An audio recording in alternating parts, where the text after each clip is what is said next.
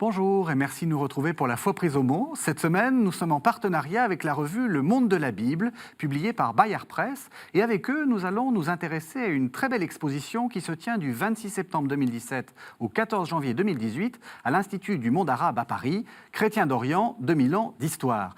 Grâce à notre émission AKTO, Chrétiens d'Orient, vous êtes déjà familiarisés avec la situation actuelle de ces chrétiens orientaux, mais c'est pour nous l'occasion de faire un peu d'histoire pour remonter aux origines et mieux vous les présenter. Qui sont les chrétiens d'Orient? Quelle est leur langue, leur histoire, leur spécificité? Quels furent leurs rapports avec l'islam? Pour répondre à ces questions, deux invités. Raphaël Ziadé, bonjour. Bonjour. Vous êtes conservatrice au Petit Palais à Paris et puis surtout vous êtes la commissaire de l'exposition Chrétiens d'Orient qui se tient, comme je l'ai dit, à l'Institut du monde arabe. C'est aussi à Paris.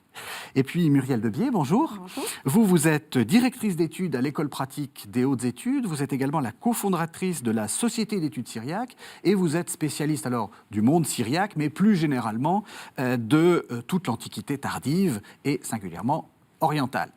Merci à toutes les deux d'être là. Avant de commencer à feuilleter cette revue du monde de la Bible, Raphaël Ziadé, j'ai envie de vous poser une question peut-être un peu provocatrice. C'est vrai que l'Institut du monde arabe, on associe ça à des expositions sur le Maghreb, sur l'islam, etc. Pourquoi est-ce que, tout d'un coup, on fait une exposition sur les chrétiens orientaux ? Oui, vous avez tout à fait raison. Quand on pense monde arabe, on pense aussi islam. Mais en réalité, le monde arabe est fait de différentes composantes et le christianisme y est particulièrement important. Et chaque nation arabe a des communautés chrétiennes. Aujourd'hui, en Irak, Syrie, Liban, Jordanie, Israël, Palestine, Égypte. Et la particularité de ces chrétiens, que nous appelons en France chrétiens d'Orient, mais qui sont en réalité des Arabes chrétiens, est de remonter aux premières communautés elles-mêmes. On a donc au Moyen-Orient un christianisme très riche, qui remonte aux origines et qui s'est exprimé de différentes manières, en différentes langues, avec un patrimoine aussi très ancien et qui jusqu'à aujourd'hui continue à produire des productions artistiques. Et donc c'est toute cette richesse d'un christianisme relativement méconnu que nous avons voulu mettre en valeur dans cette exposition large, synthétique, qui dépasse les clivages des communautés pour offrir vraiment une vision d'une civilisation chrétienne pérenne et ancienne. Est-ce qu'il y a une petite volonté politique, l'exposition qui vient de se terminer, qui était splendide sur le christianisme, l'islam africain justement. Oui. On voit bien qu'il y a un peu une volonté de montrer à quel point l'Afrique a joué un rôle important dans l'islam. Est-ce que vous aussi, il y a aussi peut-être pas une volonté politique, mais peut-être une volonté pédagogique? Alors, il y a une volonté pédagogique, c'est vrai, de faire connaître une culture qui est peu connue en France et en Europe. L'Europe a le sentiment que le christianisme est occidental et que son centre est Rome. En réalité, dans l'histoire, le centre n'a pas toujours été Rome. Enfin, Rome est très important, fondé par Pierre. Mais l'Église s'est avant tout développée dans cette région du monde qui est le Moyen-Orient. C'est là qu'il y avait le plus de chrétiens jusqu'au IIIe siècle, IVe siècle. Le Moyen-Orient a donné au monde le monachisme, c'est-à-dire l'invention de la vie monastique. Beaucoup de pères de l'Église, qu'ils soient de langue grecque ou de langue syriaque, ont vécu dans cette partie du monde, entre Antioche, la capitale de la Syrie romaine, et Alexandrie. C'est donc ce centre intellectuel et artistique que nous voulons mettre en valeur par cette exposition. Et alors même où, on le sait, la situation politique est extrêmement délicate pour ces chrétiens, qui sont souvent minoritaires, dont l'exil s'intensifie, un exil qui était économique et politique, mais qui maintenant s'accentue avec des raisons de guerre, un patrimoine qui est en danger. Donc, si vous voulez, cette exposition qui était nécessaire d'un point de vue scientifique et pédagogique devient presque une urgence politique. Et elle a lieu, il faut en remercier l'Institut du monde arabe. Est-ce que vous êtes d'accord quand on dit c'est le berceau du christianisme? Oui, bien sûr. On oublie souvent que le christianisme est une religion asiatique, puisqu'elle est née en Palestine ancienne, donc sur le continent asiatique, et elle s'est développée vers l'ouest, ce que l'on connaît généralement assez bien, mais également vers l'est, et très loin vers l'Est, puisque ce christianisme a atteint l'Inde, a atteint la Chine, la Mongolie, le Tibet, le long des routes commerciales, terrestres et maritimes, puisque les missionnaires ont emprunté les routes des marchands. Donc bien évidemment, ce christianisme s'est développé au Proche-Orient, s'est développé vers le Moyen-Orient et puis vers l'Extrême-Orient ensuite. Donc c'est bien évidemment une religion d'abord orientale, ce que nous oublions souvent en Occident. Alors, l'Église elle-même est une Église qui s'est développée d'abord, ou en tout cas tout autant en Orient qu'en Occident, avec des patriarcats qui sont Constantinople, Antioche, Alexandrie, ensuite Jérusalem. Et donc on voit bien que le poids de cette Église, il est du côté oriental et non pas du côté occidental. Alors justement, les chrétiens savent déjà que c'est un peu du côté oriental, mais on a souvent tendance à opposer une sorte de christianisme latin avec un christianisme grec. Vous, ce que vous étudiez, c'est pas un christianisme, c'est des christianismes avec des langues qui ne sont pas uniquement le grec. Absolument. Je pense qu'il est très important de penser le christianisme non pas au singulier, mais au pluriel. Non pas seulement d'après notre expérience européenne, qui est le christianisme catholique par opposition au christianisme réformé, par exemple, mais de manière plus ancienne, des christianismes qui se sont développés à partir d'un tronc commun, mais qui se sont très rapidement, et en particulier à partir du 5e siècle, divisés autour de questions extrêmement complexes liées à la christologie, à la manière de comprendre la personne humaine et la personne divine du Christ, puisque la base commune est bien évidemment pour tous les chrétiens de dire que le Christ est à la fois homme et Dieu, mais la manière de comprendre l'alliance entre cette personne divine et cette personne humaine a entraîné des divisions qui sont à l'origine des différentes églises. Et de fait, nous avons en Europe l'habitude de parler des églises orthodoxes, qui semblent être les seules églises orientales, mais les autres églises orientales sont non orthodoxes au regard du christianisme que nous appelons orthodoxe.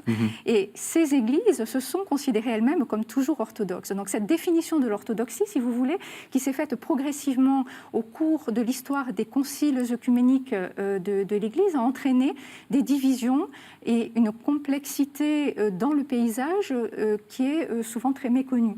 Et donc à partir de ce tronc commun, on a, si vous voulez, une ramification extrêmement large, extrêmement compliquée et qui se continue jusqu'à aujourd'hui avec des divisions supplémentaires au moment où ces églises considérées comme non orthodoxes par Byzance se sont en partie rattachées à Rome. Et donc ces rattachements ont entraîné, si vous voulez, une nouvelle ramification à l'intérieur de chacune de ces églises. Oui, on voit par exemple le cas très, très caractéristique du Liban, de l'église maronite, donc qui est quand même très du côté, très, très, très en Orient, si on peut dire, de la Méditerranée, et qui finalement, paradoxalement, est rattachée à Rome. Donc il y a une sorte de... On revient vers l'Occident. Et en même temps, ça crée des divisions en interne entre ceux qui sont d'accord et ceux qui ne sont pas d'accord.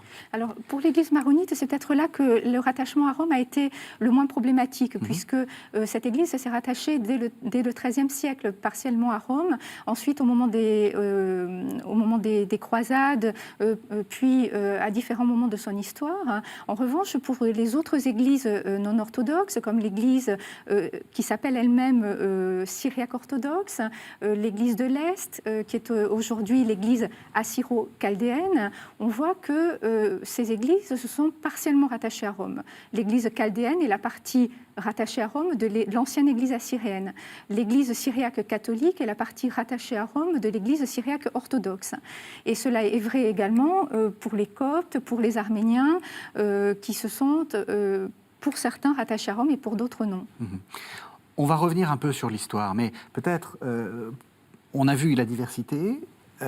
Qu'est-ce que cela produit, cette diversité qui est donc théologique, de langue, on va y revenir, etc. Qu'est-ce que ça produit comme objet culturel, comme objet artistique? Et très concrètement, qu'est-ce qu'il y a dans votre exposition? Quel type d'objet il y a?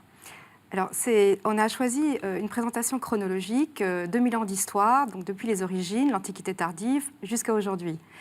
Alors, les objets se succèdent dans le temps et on voit donc 2000 ans d'évolution artistique. Alors, si on commence par l'Antiquité, on présente, je crois, des chefs-d'œuvre absolus qui ont été soit trouvés dans la région, soit exécutés dans la région, de l'Euphrate jusqu'au Nil. Alors, je vais prendre un exemple incroyable. Ce sont les fresques d'Oura Europos. C'est une ville qui s'appelle Deir ez-Zor aujourd'hui, qui a été prise par Daesh, où on a retrouvé au début du XXe siècle une synagogue et une maison d'église, une chapelle privée, entièrement peinte de fresques, aussi bien dans la synagogue que dans l'église, et qui date du milieu du IIIe siècle.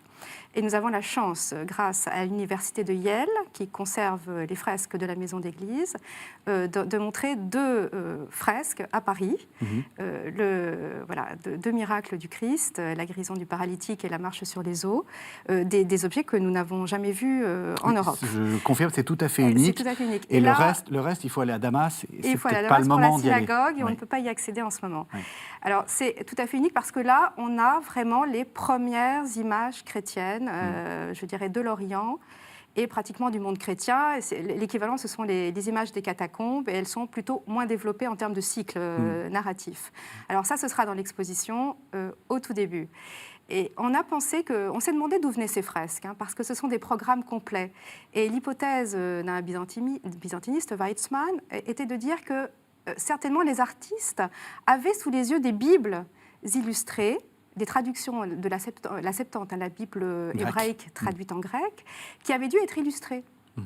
Parce que, au fin fond quand même de cette région, comment avait pu naître ce monde d'images. Alors, on n'a pas entre les mains des exemplaires de Bible du IIIe siècle illustrés, mais on en a du VIe, fin 5e, début 6e siècle, et justement, c'est la région qui les a produites. Elles sont aussi dans l'exposition. Nous montrons un exemplaire mythique de ces Bibles illustrées, les évangiles de Raboula.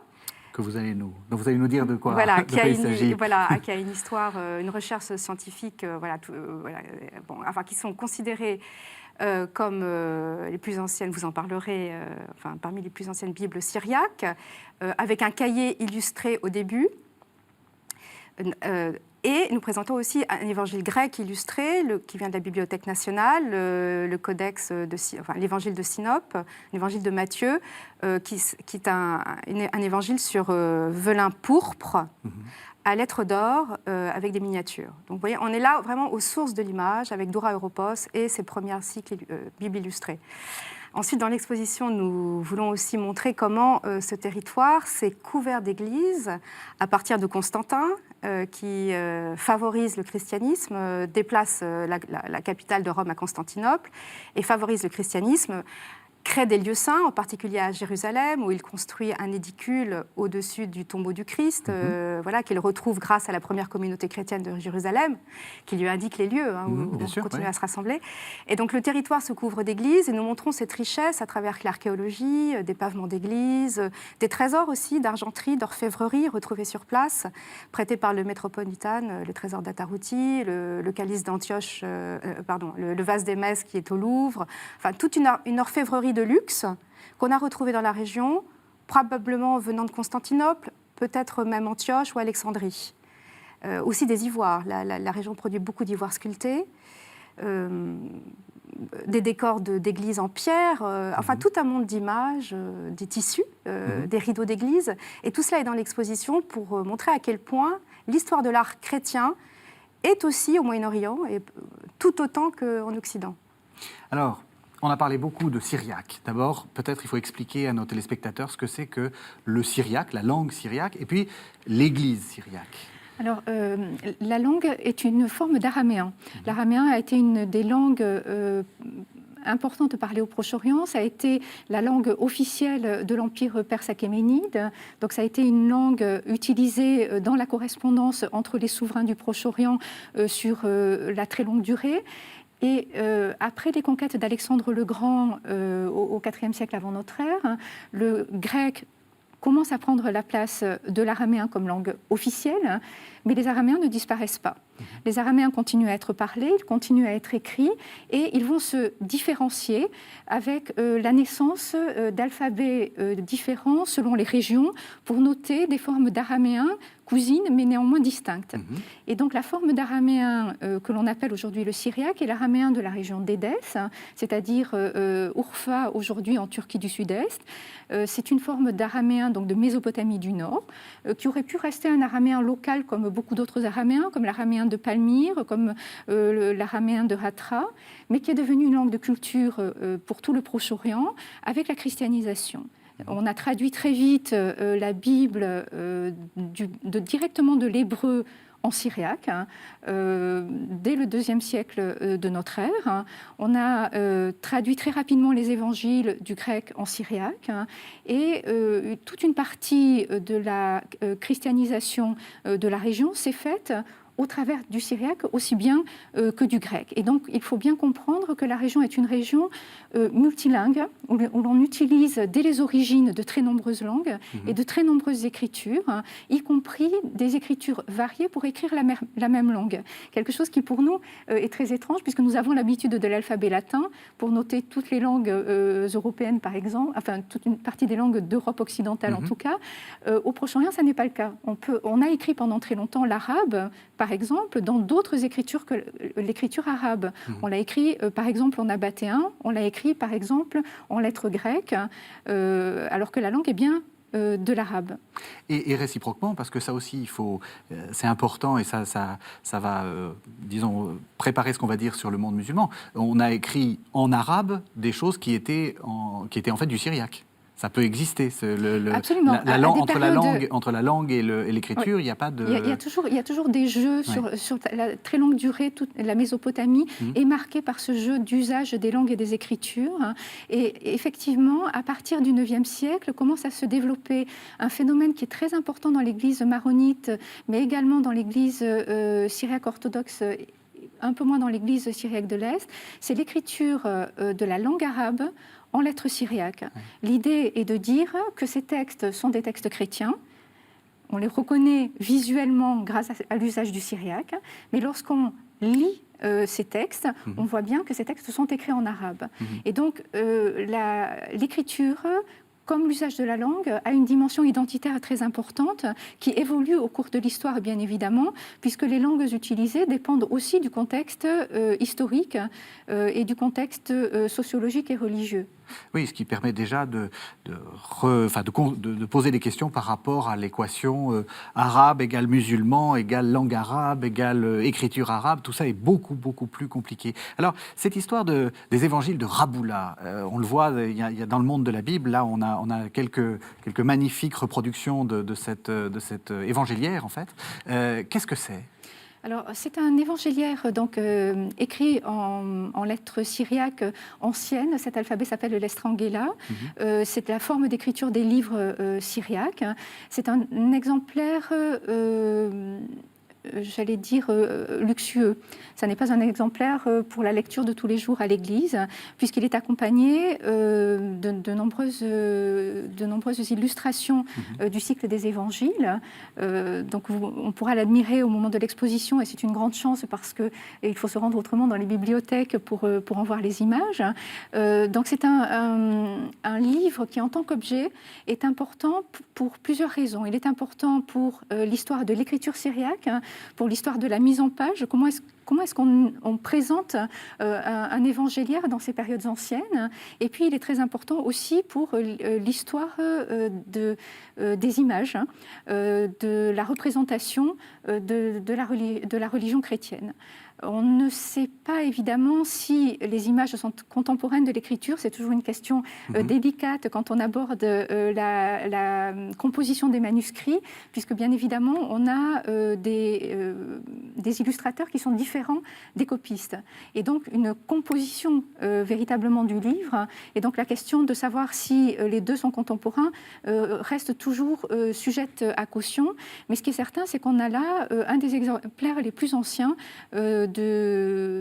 d'évangiles illustrés, et à ce titre, c'est tout à fait remarquable. Et on est là, donc, dans une zone qui est la Syrie, ce qu'on appelle la Syrie ancienne, qui ne correspond pas, bien évidemment, à la Syrie d'aujourd'hui. Vous êtes contente de les avoir, de les montrer Oui, ce sont véritablement des prêts extraordinaires et qui montrent un peu la richesse et le raffinement de l'ornementation en Syrie dans l'Antiquité tardive. Justement, peut-être pour donner quelques repères, parce qu'on n'a pas toujours l'habitude de cet art-là. Vous voyez, dans l'art chrétien latin, on distingue des grandes périodes assez simples, paléo-chrétien, etc. Là, est-ce que c'est possible de faire ces distinctions-là, ou est-ce qu'en plus il faut rajouter des distinctions liées, ce sont des Chaldéens, ce sont des Assyriens, ce sont des... est-ce qu'il faut aussi s'intéresser à la spécificité des églises ? Alors moi, je crois qu'il faut utiliser dans une boîte à outils tout ce qu'on a pour pouvoir interpréter un fait, que ce soit un fait historique ou une production artistique. Mais il faut se garder un peu des idées reçues. On est dans un monde extrêmement complexe, avec beaucoup de circulation d'artistes, de langues, des empires qui changent de frontières.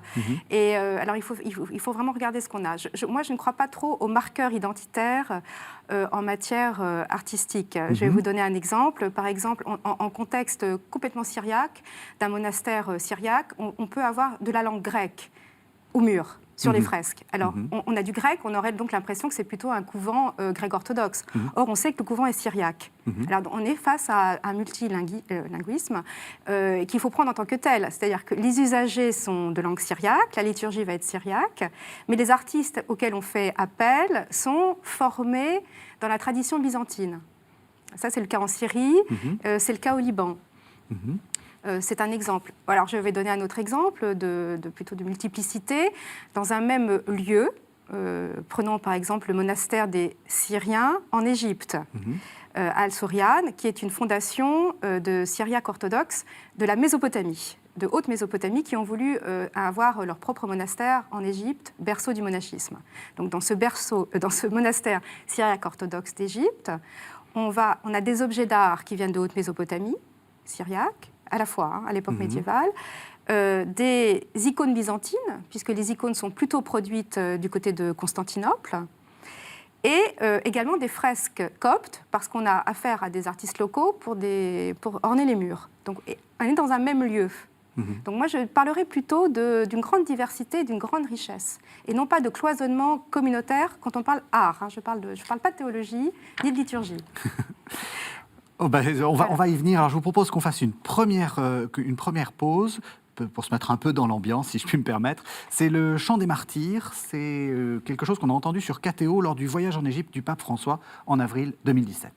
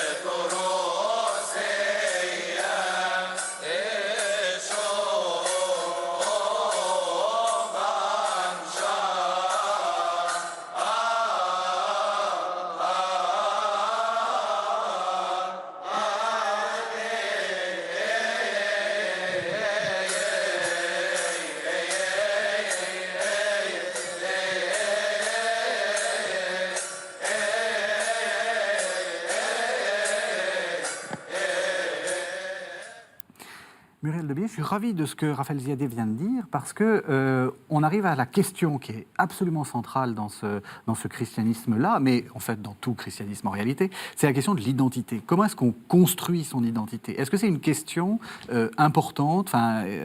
Comment est-ce que vous la percevez, vous ? Alors, c'est de fait une question très, très importante. La question des identités se fait sur la longue durée. Elle se fait en fonction des contextes historiques et politiques, tout autant que sur des questions purement religieuses et théologiques. Et on est en présence au Proche-Orient d'identités qui sont liées, pour une part, à la question des langues. Vous l'avez dit tout à l'heure, les chrétiens utilisent des langues variées. La langue officielle de l'Église est le grec, non pas le latin comme on le croit souvent. La langue de l'Église dans l'Empire romain d'Orient, c'est d'abord le grec, le latin restant secondaire, et en particulier à partir du VIe siècle. Donc, le grec est à la fois la langue de l'Église, la langue, j'allais dire, vernaculaire, la langue que l'on utilise tous les jours, la langue aussi des écrivains les plus importants de la tradition romaine occidentale. Mais à côté de cela, on a des chrétiens qui vont s'exprimer en copte, c'est-à-dire la langue égyptienne tardive, et enfin des chrétiens qui vont s'exprimer en syriaque, c'est-à-dire dans l'araméen utilisé comme langue de culture, mais qui n'est pas nécessairement l'araméen parlé localement. Le syriaque, c'est vraiment l'araméen d'Édesse, mais les chrétiens vont utiliser, araméophones, vont utiliser le syriaque, y compris lorsqu'ils parlent des variantes locales qui ne sont pas exactement le syriaque. Donc on voit qu'on a des questions de langue vernaculaire, mais aussi des questions de langue savante et de langue liturgique qui ne sont pas nécessairement les mêmes. On a par ailleurs des questions qui sont des questions liées à l'appartenance politique. Donc les chrétiens d'Orient appartiennent à l'Empire romano-byzantin jusqu'au moment des conquêtes arabo-musulmanes. Je vous interromps, vous avez parfaitement raison de dire Empire romano-byzantin parce que c'est la suite de l'Empire romain. C'est l'Empire romain. C'est l'Empire romain, c'est l'Empire romain d'Orient qui va se maintenir plus longtemps, différemment de sa partie occidentale, qui va prendre son autonomie, en particulier à partir du IVe siècle et ensuite du VIe, mais c'est évidemment l'Empire romain d'Orient. Et donc, ces chrétiens appartiennent à une entité politique qui leur est commune, avec des structures qui leur sont communes, avec une langue officielle qui est le grec, qui leur est commune.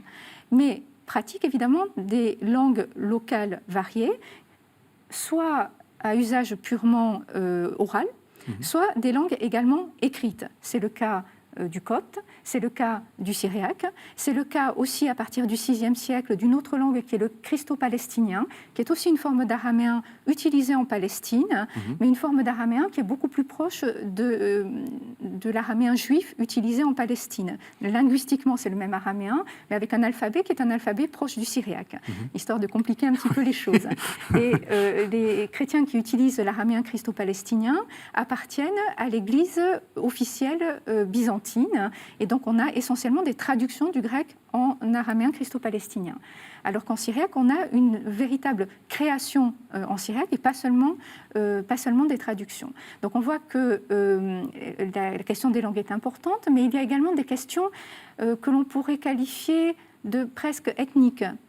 C'est-à-dire que on a aussi au Proche-Orient de très nombreuses tribus arabes qui sont alors soit nomades, soit sédentaires, soit semi-nomades, dans toute la zone de la steppe, depuis la Syrie ou Mésopotamie du Nord, jusqu'en Arabie du Sud. Et on tend aujourd'hui à réintégrer cette histoire dans la période de l'histoire de l'Antiquité tardive, parce que cela permet d'expliquer aussi ce qui se passe au moment des conquêtes arabo-musulmanes. Les Arabes ne sortent pas juste du désert d'Arabie, ils étaient présents dans toute la région, ils étaient au service de l'Empire byzantin d'un côté, au service de l'autre grand empire de la région, qui est l'Empire perse sassanide, et ces tribus arabes étaient, pour certaines d'entre elles, christianisées. Donc on a des Arabes chrétiens dès avant la période de l'islam. Alors, c'est très important ce que vous nous dites, parce qu'en même temps, on nous a longuement raconté, enfin peut-être qu'on ne vous a pas raconté ça, mais moi on m'a raconté que justement l'islam arrive sur une terre un peu vierge, si on peut dire, c'est-à-dire avec quelques bédouins qui étaient polythéistes, etc. Là vous nous dites, pas du tout, il y a aussi des chrétiens, il y a aussi, donc sassanides, ils avaient une religion qui leur était propre. Oui, qui n'est pas du polythéisme, c'est ça que je veux dire, ou pas un polythéisme purement comme ça, un peu barbare. Donc on est sur quelque chose de tout à fait différent. Là, on est en train de changer l'histoire. Oui, et je pense qu'on est en train de changer d'histoire aujourd'hui, c'est-à-dire avec un certain nombre de découvertes qui ont été faites, y compris dans les sables du désert d'Arabie, justement, qui changent considérablement notre compréhension des choses. Il y a 2 ou 3 ans, on a découvert des inscriptions en écriture arabe et langue arabe en Arabie saoudite actuelle, qui sont des inscriptions montrant que l'écriture arabe existe depuis le tournant de l'an 500. Ces inscriptions sont des inscriptions avec des croix, et donc sont des inscriptions qui ont été faites, qui ont été gravées sur des rochers dans le désert par des Arabes chrétiens. Et donc c'est en milieu arabe chrétien qu'est née l'écriture arabe, même si elle a été très peu utilisée. On a quelques exemples de l'utilisation sur des linteaux d'église, par exemple en Syrie dans les années 550, donc là aussi bien avant l'islam. Mais la langue à ce moment-là n'est pas utilisée par un pouvoir politique ni par un pouvoir religieux, puisque ces tribus arabes ont été évangélisées en grec et ont été évangélisés en syriaque. Et on a une très riche littérature syriaque qui nous renseigne sur justement ces tribus arabes chrétiennes, y compris des correspondances envoyées par des évêques de Syrie du Nord en Arabie du Sud, traitant de questions théologiques extrêmement complexes, par exemple sur la question de la théologie nestorienne et pourquoi elle doit être refusée, alors que l'Église dite nestorienne, c'est-à-dire l'Église de l'Est, l'Église de Perse, était très présente dans la péninsule arabique, dans sa partie nord-est. Donc on a des lettres qui montrent que l'on discutait ces questions christologiques, et on pense aujourd'hui que ces questions qui étaient discutées à la veille de l'islam ont eu une influence sur la manière dont le Coran a été rédigé, puisque le Coran, d'une certaine manière, est une réponse à ces questions sur des sujets très importants, comme par exemple comment comprendre la crucifixion, comment comprendre Jésus quand on est chrétien ou quand on est musulman. Et donc, on voit bien que la période de l'Antiquité tardive, telle qu'elle est envisagée, telle qu'on la comprend aujourd'hui, change complètement notre perspective, puisqu'on a en Arabie du Sud à la fois des tribus chrétiennes qui continuent à être polythéistes, mais avec l'émergence de ce qu'on appelle un nénothéisme, c'est-à-dire une première forme de monothéisme, dès le VIe siècle, donc un siècle environ avant l'apparition de l'islam. On sait aussi qu'on a un judaïsme très présent dans la péninsule arabique dans cette période-là, y compris l'existence d'un royaume juif à Himyar, donc dans le Yémen actuel, dans la période des années 520. Puis une reconquête par des chrétiens, mais des chrétiens éthiopiens, puisqu'il faut bien voir que l'Arabie du Sud est une zone de convergence entre le monde sassanide, le monde byzantin, la Syrie de langue syriaque et bien sûr le monde de l'Éthiopie qui est en face, qui est très près. Et donc des influences de ces différents christianismes à un niveau qui est un niveau bien entendu politique, et en partie économique aussi. Donc à la veille de l'islam, on a eu un royaume juif arabe converti au judaïsme, et sans doute des juifs venus de Palestine également, donc dans cette région de l'Arabie du Sud. On a des christianismes variés, puisqu'on a l'Église de l'Est, l'Église syriaque orthodoxe, l'Église éthiopienne et l'Église byzantine, qui sont présentes à des degrés divers dans cette zone. Et on a bien entendu les religions traditionnelles. Donc on voit que les Arabes, pour autant qu'il existe une identité arabe qui est sans doute différente de celle que l'on connaît après l'islam, puisqu'on a une recomposition de cette identité arabe après l'islam, en particulier dans la tradition islamique. Et donc on a là, si vous voulez, émergent de manière plus nette dans les dernières années, l'idée d'une très grande variété de ces cultures arabes, avec un désert qui est couvert de graffitis dans différentes langues qui ne sont pas seulement de l'arabe, mais qui sont du sud arabique et qui sont toutes sortes de langues utilisées dans la région. Donc on n'est pas du tout dans un désert vide. Voilà, qui change complètement la perspective. on a commencé à le dire. Est-ce que vous voyez dans l'art des confrontations ou des influences avec ce monde arabe qui est en train de se fédérer autour de cette religion musulmane? Est-ce que là aussi, pour vous, c'est un moment de l'histoire de l'art ou pas du tout? Alors, l'arrivée des Arabes, la conquête arabe, ne modifie pas sensiblement l'art immédiatement, l'art chrétien. Ouais. On observe plutôt une continuité dans l'art, continuité d'ailleurs qu'on n'a pas à Byzance, qui souffre au même moment de la crise iconoclaste. Mm-hmm. Dans l'Empire byzantin, les objets, les icônes, les reliques ont été détruites à la demande des empereurs qui pensaient lutter contre l'idolâtrie en demandant l'interdiction du culte des images. Mm-hmm. Donc, les musulmans n'avaient pas cette idéologie-là, sauf des cas particuliers. Et donc l'art qui s'est arrêté... Vous voulez dire, ils n'étaient pas iconoclastes, les musulmans? Il y a eu des décrets iconoclastes à certains moments, comme sous Yazid II, mais les musulmans ont laissé les chrétiens continuer à pratiquer leur religion, mais aussi à produire des images. Donc vous voulez dire, assez paradoxalement, que ce sont les empereurs chrétiens iconoclastes qui ont plus détruit que les musulmans qui sont censés être complètement iconoclastes. Voilà, c'est-à-dire qu'au 8e, 8e, voilà, au moment de la crise iconoclaste, 8e, 9e siècle, dans l'Empire byzantin, il y a interdiction du culte des images saintes, destruction, poursuite de ceux qui les vénèrent, alors que dans l'Empire arabe, ce nouvel Empire arabe, sauf persécution ou décret ponctuel, il n'y a pas d'interdiction de l'image au sein du christianisme. Bien sûr, l'image est interdite dans l'islam, mais les chrétiens jouissent d'un statut qui est la dhimitude. Ils sont protégés en échange d'un impôt. Assez cher, mais il n'empêche qu'ils peuvent pratiquer leur foi. Et donc là où on a une rupture en histoire de l'art dans l'Empire byzantin, on a une continuité dans la région sous l'Empire islamique. Donc par exemple, on n'a pas de manque pour les icônes, en particulier en Égypte, où elles ont été préservées, parce qu'elles n'étaient pas dans cette zone byzantine, et aussi parce que le climat était bon. Donc la conjonction du climat plus des faits historiques fait qu'on a les icônes du 6e ou 8e siècle, on les a en Égypte. Et du coup, quand est-ce que vous voyez le basculement? Quand est-ce que les influences se font Je suis désolé, l'émission est courte, alors on va à toute allure, mais à quel moment l'islam et le christianisme se confrontent et vous pouvez le voir dans l'art? Oui, alors on peut le voir à différents moments, selon les capitales.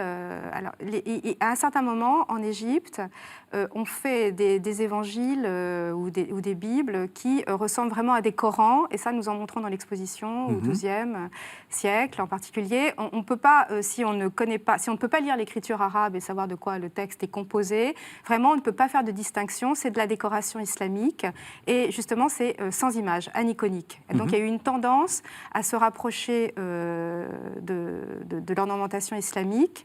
On le voit aussi dans des objets abbassides, des objets d'art qui sont des scènes chrétiennes, mais vraiment traitées à la manière islamique. Donc à certains moments, les artistes ont produit pour différentes clientèles. Vous voyez, on peut avoir des artistes musulmans qui travaillent à la fois pour des commanditaires musulmans et des commanditaires chrétiens dans une même ville. Mais aussi des artistes chrétiens qui répondent à une demande musulmane parce qu'ils ont des talents. En fait. C'est-à-dire qu'à un moment donné, l'art l'emporte sur la religion. Voilà. Mais sinon, l'iconographie chrétienne, elle suit un développement qui est proprement chrétien. Alors, est-ce qu'il est proprement chrétien et, j'allais dire entre guillemets, universel? C'est-à-dire, est-ce qu'on suit un peu l'évolution, par exemple, de l'art des icônes byzantins, parce qu'on n'est pas loin et que voilà? Ou est-ce qu'il y a quelque chose d'assez propre aux différentes régions? Voilà. Alors, on a vraiment les deux en même temps. Et en particulier parce que l'icône est un objet mobile. Donc, qui circule très facilement, c'est un panneau de bois qui circule. Donc, mais on a des icônes qui viennent de Constantinople, mais comme Constantinople, à partir de 1453, n'existe plus, prise par les Turcs, les artistes vont se déplacer et un des grands centres devient la Crète. Aussi Chypre et les îles ioniennes. Donc, on a tout un certain nombre d'icônes qui sont peintes dans ces îles, à destination de l'Occident, de Venise, mais aussi de l'Orient. Donc, mais aussi des artistes, on a des ateliers locaux. Alors, locaux, on n'a pas beaucoup d'archives. Donc, c'est une histoire de l'art qui est en cours. on sait de mieux en mieux, on connaît de mieux en mieux ce qui a été produit pendant les croisades. Dans les royaumes latins, à Saint-Jean d'Acre, à Jérusalem, là, on avait des ateliers d'icônes avec des artistes locaux qui connaissaient ce qui se faisait à Byzance, mais qui répondaient à une demande latine, celle des croisés. Donc on a un art assez propre, très particulier, qu'on reconnaît d'ailleurs assez vite. Voilà, par exemple, typiquement le saint militaire, Oui. Saint-Georges, Saint-Théodore, qui sont proprement byzantins, sont tout d'un coup habillés en croisés. Donc on a un saint byzantin avec une allure de croisé. Voilà. Bon. On a des ateliers au monastère Sainte-Catherine du Sinaï, et on a aussi des ateliers d'icônes, toujours à l'époque médiévale, dans la région syro-libanaise. Et ça, on commence à mieux le comprendre, en particulier grâce aussi aux fresques, toutes les fresques qui ont été retrouvées dans le mont Liban. Oui. Dans la Kadisha, la Vallée Sainte, sur la côte. C'est une vision qu'on n'avait pas du tout dans les années 60-70 et qui est nouvelle. Le Liban, la Syrie sont vraiment une nouvelle province byzantine qui a son histoire propre. Ça je fais un va-et-vient de l'histoire de l'art à l'histoire politico-religieuse. Il y a un autre acteur, et on va arriver à la fin de cette émission. Il y a un autre acteur, ça va être les Occidentaux aussi, qui vont influencer. Alors, par occidentaux, j'entends le christianisme latin. Il va y avoir des missionnaires, il va y avoir, comme vous avez dit, des processus de rattachement. Comment est-ce qu'il faut envisager aussi ce troisième acteur, finalement ? Alors, l'influence des missionnaires a été très, très importante, évidemment, en particulier au XIXe siècle, dans la recomposition des identités des églises orientales, puisque on va réinventer, j'allais dire, les racines de ce christianisme, sous l'influence en partie des missionnaires et également des fouilles archéologiques qui sont pratiquées au Proche-Orient. Et on va ainsi réimaginer les origines ce qu'on appelle les Assyro-Chaldéens. Si on les appelle Assyriens, c'est parce qu'on les ramène à l'histoire très ancienne de la Mésopotamie, à l'époque assyrienne. On essaie de montrer que ce sont des peuples autochtones qui étaient présents depuis toujours. Une dimension qui reste importante aujourd'hui dans les tentatives de reconstruction irakienne.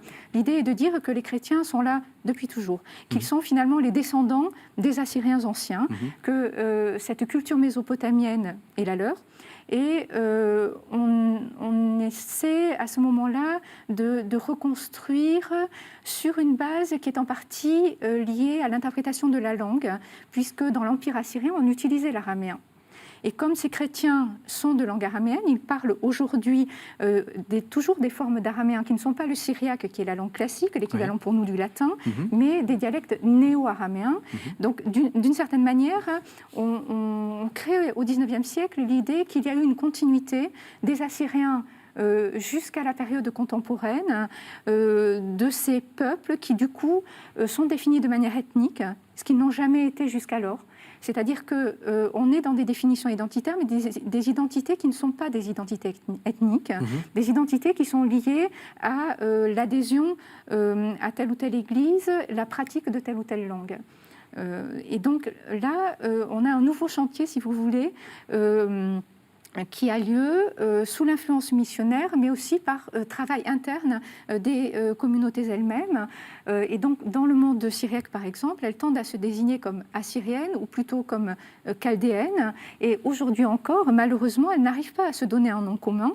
Et les chrétiens qui essaient de défendre leur place politique aujourd'hui en Irak ou en Syrie se présentent comme des assyro-chaldéens syriaques, c'est-à-dire en fonction de leurs appartenances ecclésiales, et ont du mal à se trouver une identité commune, tout simplement parce que pendant des siècles, leur identité était effectivement leur identité ecclésiale et leur identité linguistique. Et donc on voit que cette histoire ancienne a des répercussions jusqu'à aujourd'hui. Même question. cette exposition. Les derniers objets que vous présentez datent de quelle époque ? Alors, on évoque la période ottomane, Oui. qui est aussi très riche à sa manière. Vous parliez de l'arrivée des missionnaires. Elle va effectivement renouveler l'art au Moyen-Orient. Les jésuites arrivent avec des bibles imprimées en arabe qui comportent des gravures occidentales et qui vont très largement se diffuser au Moyen-Orient jusqu'en Éthiopie. En particulier les gravures de l'Evangelium Arabicum, qui sera présenté dans l'exposition de 1591, imprimée à Rome. Alors, ce jeu de gravures qu'on voit dans ce volume, vraiment, renouvelle l'iconographie. Par exemple, la descente, la résurrection. Oui. Était représentée jusque-là comme la descente au limbe. Le Christ va chercher Adam et Ève et les tire du tombeau. C'est l'iconographie classique byzantine. Et là, dans les gravures, on voit un autre type de représentation. C'est le Christ ascensionnel, qui, comme chez Grunewald, dans le retable d'Isenheim, qui sort du tombeau et monte vers le ciel dans sa gloire. Et donc, l'iconographie de la résurrection, qui était fixée depuis des siècles, va évoluer, influencé par les gravures de cet ouvrage qui circule très largement. Et également, on l'a dit tout à l'heure, un certain nombre d'églises, toutes les églises ont une branche qui se rattache à Rome. Et donc, il y a une nouvelle demande de ces communautés orientales devenues catholiques. Alors, elles sont très attachées à leur patrimoine. Donc, on garde les icônes, dans l'église grecque catholique, par exemple, ou syriaque catholique, ou copte catholique, on garde les icônes, on garde les iconostases, ces cloisons de bois qui séparent le cœur de l'assemblée dans les églises, mais il faut quand même des nouveaux thèmes, des thèmes catholiques, comme l'Immaculée Conception, la Sainte Famille. La Sainte Famille n'existe pas dans l'orthodoxie, Saint Joseph et Sainte Marie, en tant que thème iconographique, et là on en a besoin. Donc on va se mettre, les fidèles demandent des thèmes occidentaux à la manière byzantine. Donc on a des icônes, ce sont des icônes catholiques en réalité. Et on en verra dans l'exposition. Ah, c'est intéressant. Le monde de la Bible présente aussi un cas tout à fait intéressant qui va exactement dans le même sens. C'est le Notre-Dame de Harissa au Liban, qui est en fait une sorte de sanctuaire. Mes amis libanais disent c'est le Lourdes, c'est le Lourdes libanais, et à raison, parce que la Vierge est dans un modèle tout à fait, on va dire, sulpicien, et on a un sanctuaire à la catholique, si on peut dire. Oui. D'autant plus qu'on est chez les maronites et qui sont catholiques depuis l'époque médiévale. Mais c'est vrai que les images catholiques, y compris sulpiciennes, ont eu un immense succès en Orient, dans toutes les communautés. Mais aujourd'hui, on assiste à une volonté de retour aux sources, qui est parfois une construction identitaire. On peut même dire qu'elle est artificielle, puisqu'elle n'a pas existé. Mais aujourd'hui, l'icône, plutôt de type grec-byzantine, a tendance à s'imposer dans toutes les églises comme un marqueur oriental. Donc les maronites qui avaient peu d'icônes, aujourd'hui en produisent, par exemple. Donc c'est tout à fait intéressant. On fait des va-et-vient de ces identités. Écoutez, merci beaucoup. On arrive presque à la fin de l'émission et donc je suis désolé d'interrompre là parce que j'aurais bien continué, et en particulier avec la question de la montée du nationalisme arabe. Rappelons simplement que c'est quelque chose de très récent, finalement, le fait qu'il y ait autant de tensions entre communautés, même si probablement dans votre longue histoire, il y en a eu quelques-unes. Mais j'aimerais que, pour aller plus loin, vous nous présentiez votre actualité, comme on dit, et c'est tout à fait en rapport avec cette émission. Alors, Muriel Debié, vous m'avez amené plusieurs petits livres qui sont des textes, en fait, anciens, aux éditions des Belles Lettres. Alors, je vais les montrer. Juste présentez-nous un peu cette collection que vous lancez. Oui, alors c'est une collection qui a vu le jour en janvier dernier avec 3 premiers volumes. C'est une collection intitulée Bibliothèque de l'Orient chrétien, qui est une collection de traductions de textes dans les différentes langues de l'Orient chrétien. Et quand je dis les différentes langues, ça peut être le grec, l'arabe, le syriaque, le copte, l'arménien, l'éthiopien. J'en oublie certainement le géorgien, par exemple. Et l'idée est de mettre à la disposition des lecteurs francophones un pan de littérature ignoré, souvent réservés aux spécialistes qui savent où aller chercher ces textes. Oui. Et l'idée est de les rendre accessibles par des introductions et des commentaires qui permettent de les mettre en contexte et de mieux les comprendre. Ils sont dus aux meilleurs spécialistes des différents domaines. Donc les 3 premiers volumes Alors, je me permets de lire, parce que alors, vous avez raison, il n'y a pas d'arabe, il n'y a pas de syriaque, il n'y a pas de... C'est uniquement en français. Voilà, alors, dialogue de Timothée et d'Aquila, dispute entre un juif et un chrétien. Voilà, c'est un texte grec traduit donc en français. Visiblement, deux frères caucasiens de Prométhée, Amiran et Abrskil, je pense que ça se prononce comme ça, géorgien. Oui, ce sont des textes en géorgien et abkhaz. Et puis les 5 fondateurs du christianisme éthiopien, là on est plus à l'aise, Frumentius, Garima, Takla Aymanot et Euos Tateos. Voilà. Voilà. Et donc 2 volumes vont voir le jour en janvier prochain. L'un qui est la traduction des hymnes d'Éphrem contre les hérésies, donc un premier texte syriaque, et un texte arménien. Donc nous poursuivons cette nouvelle collection destinée à donc rendre accessible un corpus littéraire qui jusqu'à présent était trop ignoré. Et puis vous allez faire paraître, alors vous n'avez pas encore le livre donc parce qu'il paraît dans quelques semaines, peut-être qu'on vous réinvitera là-dessus, justement sur le christianisme syriaque. Voilà, un livre sur le monde syriaque destiné à présenter donc toute la richesse de cette culture chrétienne peu connue, avec donc un texte qui sera accompagné de nombreuses illustrations et de traductions de textes syriaques pour donner un petit peu une idée de ce que c'est que cette littérature très riche, qui est quand même la 3e littérature chrétienne la plus importante après la littérature grecque et latine. Et puis Raphaël Ziadé, je reparlerai de l'exposition, je la réannoncerai, mais vous avez aussi une autre actualité, puisque je l'ai dit, vous êtes la conservatrice une des conservatrices du Petit Palais, vous occupez de tout ce qui est icône, et vous avez une nouvelle présentation de votre collection. Oui, grâce à un très généreux mécénat, le mécénat de la Fondation Sisley, nous ouvrons à partir du 18 novembre une nouvelle salle au Petit Palais en accès gratuit dans les collections permanentes, une salle dédiée au christianisme oriental, qui sera composée de la collection d'icônes du Petit Palais, qui est la plus importante de France. C'est splendide. Je vous l'ai dit en commençant l'émission hors plateau, je ne savais pas que c'était aussi beau. Oui, on a une donation en 1998 d'une collection qui va du XVe siècle au XIXe siècle, qui couvre la Crète, qui a produit de magnifiques icônes, les Balkans, la Russie. Et cette collection, mise en regard d'autres objets byzantins que nous avions depuis 1902, permet de donner une vision du christianisme oriental sur toute cette terre géographique très large, cet Orient chrétien, cet Orient orthodoxe, du Xe ou XIXe siècle.